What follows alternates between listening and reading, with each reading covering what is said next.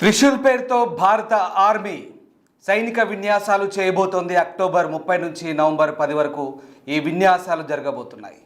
దేశ పశ్చిమ సరిహద్దులో ఇప్పటికే భారీగా ఆయుధ సంపత్తిని అలాగే యుద్ధ సామాగ్రిని మోహరించింది భారత ఆర్మీ. ఇక త్రిశూల్ పేరుతో ఈ సైనిక విన్యాసాలు జరపబోతోంది. దాయాది దేశం పాకిస్తాన్ గుండెల్లో రైళ్లు పరిగెత్తబోతున్నాయి. ఇంతకీ త్రిశూల్ పేరుతో భారత సైన్యం చేసే ఈ సైనిక విన్యాసాలేంటి, ఎలాంటి ప్రదర్శన చేయబోతుంది, ఇప్పుడు ఈ వీడియోలో తెలుసుకుందాం.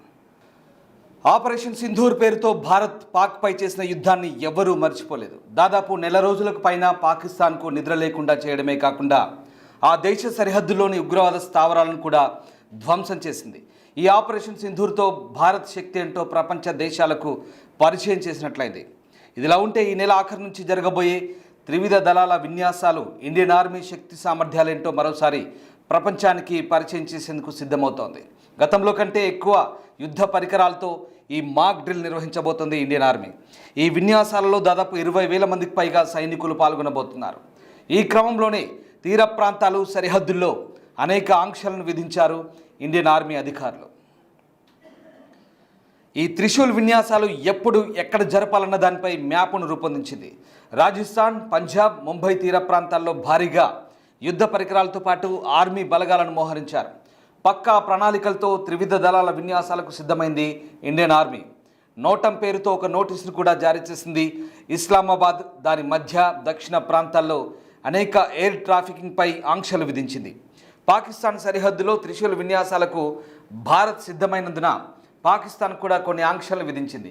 పాకిస్తాన్ సరిహద్దుకు మధ్య దక్షిణ ప్రాంతాల్లో ఉన్న మల్టీ లెవెల్ ఎయిర్ ట్రాఫికింగ్ మార్గాలపై నిఘా పెంచింది. ఈ మిలిటరీ డ్రిల్ కోసం భారత్ సుమారు 28,000 అడుగుల విస్తీర్ణంలోని గగనతల అలాగే తీర ప్రాంతాన్ని కూడా ఎంపిక చేసుకుంది.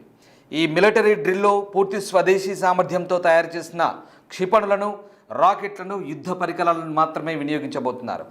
ఆత్మనిర్భర్ భారత్లో భాగంగా రూపొందించిన కొత్త ఆవిష్కరణలను ఇందులో ప్రయోగించనున్నారు. ఈ విన్యాసాలను ఎందుకు నిర్వహిస్తున్నారన్న దానిపై ఇండియన్ ఆర్మీ స్పష్టత ఇచ్చింది. దేశీయ రక్షణ వ్యవస్థల తీరును పరీక్షించుకోవడం, త్రివిధ దళాల పనితీరును మెరుగుపరుచుకోవడం, యుద్ధ పరికరాల సామర్థ్యాన్ని సమర్థవంతంగా వినియోగించడంపై అవగాహన కల్పించేందుకే వీటిని రూపొందిస్తున్నారు. ఇక మే నెలలో జరిగిన ఆపరేషన్ సింధూర్ తర్వాత పాకిస్తాన్, భారత్ మధ్య ఉద్రిక్త పరిస్థితులు పెరిగిన నేపథ్యంలో పాక్ కవ్వింపు చర్యలకు అడ్డుకట్ట వేయడం కోసం తన సైనిక బలాబలాలను ప్రదర్శించేందుకు భారత్ సిద్ధమైంది.